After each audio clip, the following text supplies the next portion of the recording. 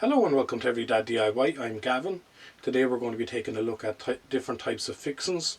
So these are fixings that you might use for, say, plasterboard or say a masonry wall or timber or whatever you might be drilling into. So if you wanted to hang pictures or shelves or anything like that, these might be the fixings that you might use. So I'm just going to run you through different types, different ones that I like and what's available. So yeah, stick with me and let's get started.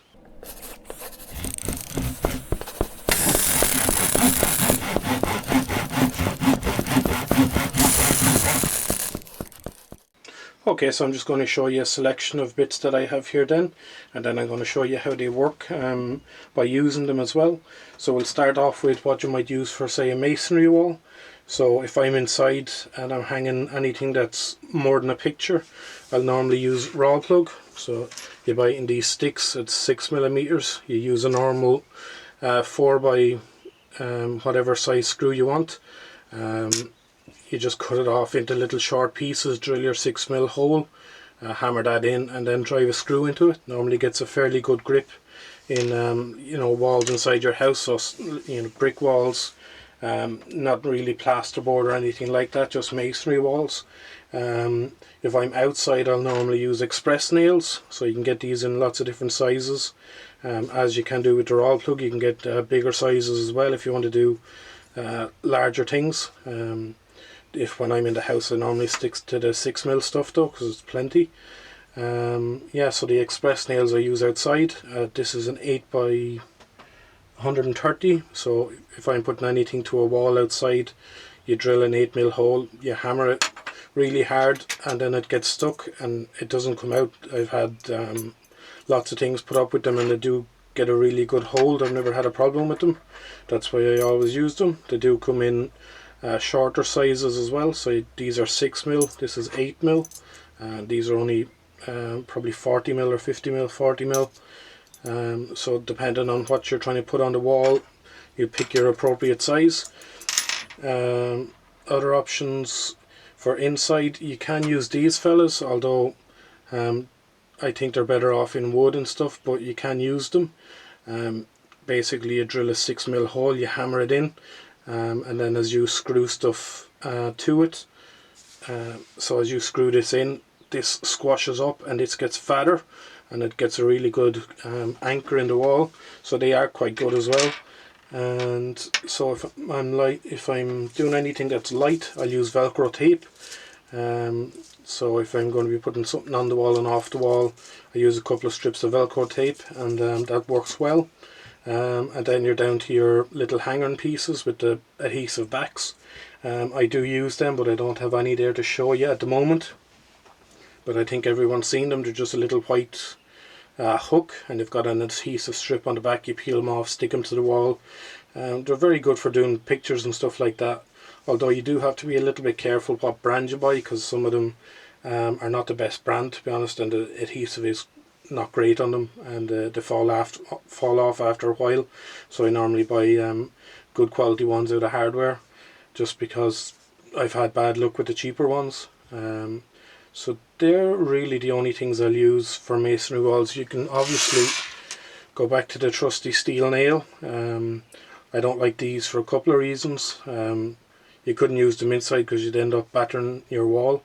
And I normally bend them as well, but if you are just tacking something to a wall, they do work good for that. You just hammer it in a little bit and it holds it there for you.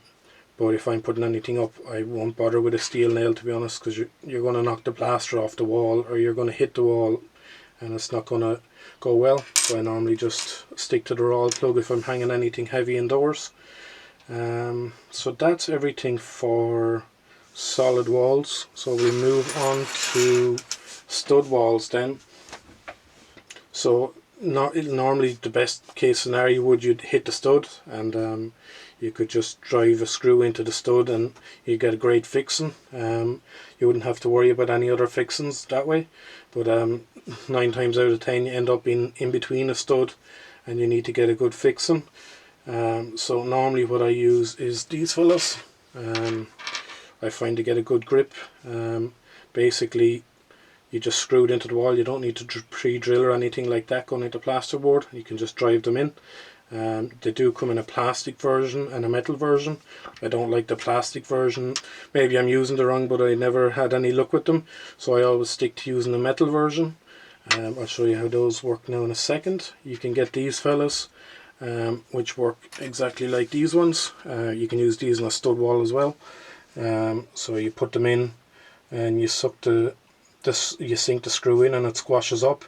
The metal ones are a little bit harder to use in plasterboard, so if I'm doing anything with plasterboard I'll normally use the plastic ones if I'm going to use them.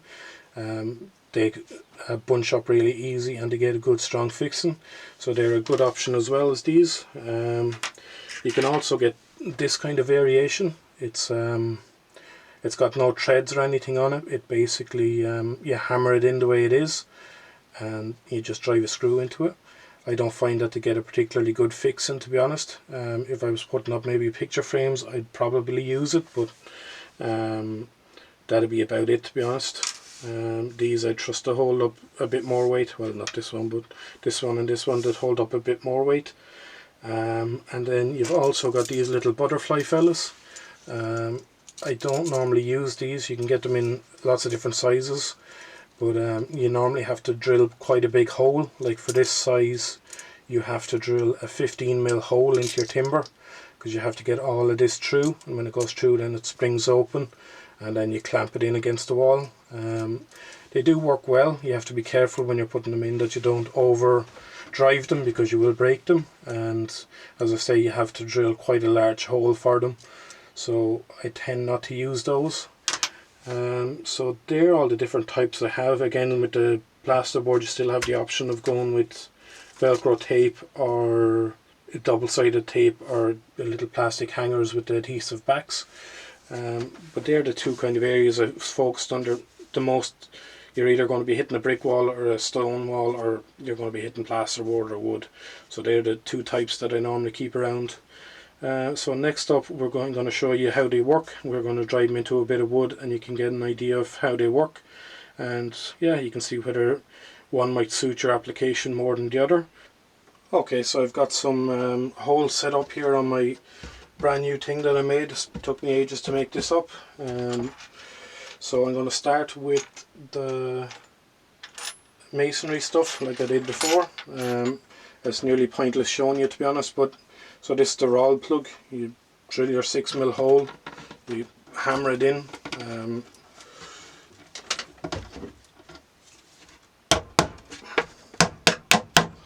You hammer it in, it'll get a good fixing at the back when it's into a block wall. Then you just drive your screw into it. It swells it out a bit and friction holds it in your wall. I think they work really well indoors.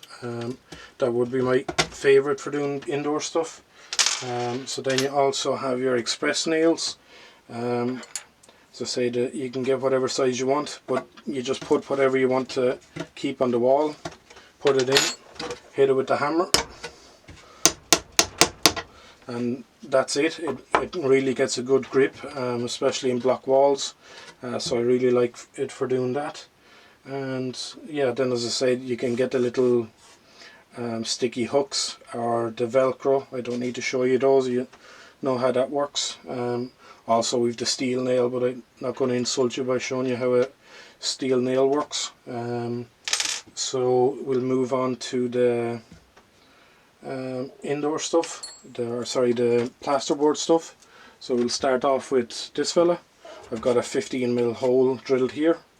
You basically fold them in, push it in, it'll spring, and then you screw into that. So you do have to put a bit of tension out as you're screwing them in, because it will twist on the back. So you kind of pull out as you're screwing in, and that'll get a good grip. Then once it holds, then you can drive it a bit harder and it'll hold. As I say, you need to be a little bit careful not to overdrive them, but that's how they work anyway. They're very simple. So obviously the head is able to go straight through here, but if you're putting a shelf or whatever it is up, your shelf is going to be here, so you know your head's not going to be able to pull through, and if you did, you'd just put a larger washer on. But that's how that fella works. So then we're on So then we're on to this fella. So I'm going to pop that in the hole up top, and I'm going to just hammer it in there. A little bit hard to hammer on on this surface, but we got it in anyway. So then you just get your screw. So whatever you're, obviously this will go in a lot further when you're up against something that's solid. So then you just drive your screw in.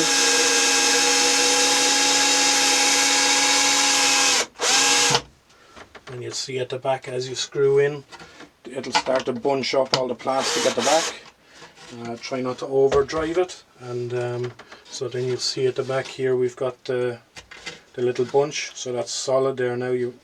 It'll be hard to pull that out, so I like those ones. The next one we have is the metal variation of that one. Again, it's going to be hard to drive, but we'll give it a go. Okay, so I had to pause the video there for a second while I battered this. So now I have it driven through, and you'll see it at the back here. So what I'm going to do now is I'm going to take the screw out a little bit and then drive it in.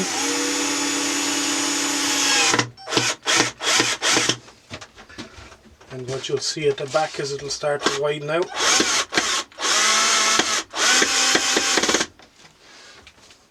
So that's it driven in there now. As you can see, the metal has bulged out and spread at the back. It probably can drive a little bit further than that, but it's hard to drive it on this. So as you can see, that gets quite a good grip as well. You feel it's solid. This one is not quite as solid, but still really solid. So that's those two. The next one I'm going to show you is this metal twist-in one. So I'm just going to drive it in here. Just going to drive it in there now.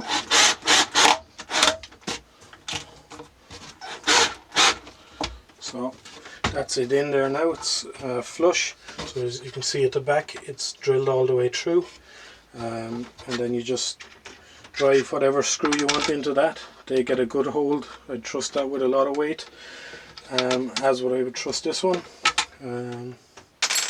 Then so we have the plastic version here. I will drive it into a hole, but it's going to break because we're driving it into wood as well, which it's not really designed for.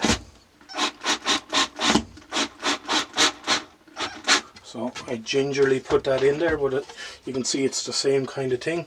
It bursts out at the back, and yeah, it's the same thing. I would buy the metal one over this one though, so bear that in mind. And so we have these little hammering fellows, but I can't show you that because I won't be able to hammer through this wood with it. But essentially you just hammer it through like this, and then you can drive a screw into it. As I say, I wouldn't trust a lot of weight with that, but that's how they work. So I think that's everything for the inside fixings. Obviously we have the hooks, the same as the normal stone walls, the adhesive hooks, and Velcro or double-sided tape. They all work as well. So they're the main different types and the differences between them. Okay, so that brings us to the end of the video. They're just a selection of fixings that I can get around me and that I tend to use on a regular basis. There's plenty more other than that, and if you have any favourites or anything that you use yourself that you think is good and that I should try, leave it down in the comments. I'd love to read about it and maybe try a few of them out and see how they work. And yes, other than that, thanks for watching. If you liked the video, give it a thumbs up, and if you haven't already, hit that subscribe button. See you in the next one.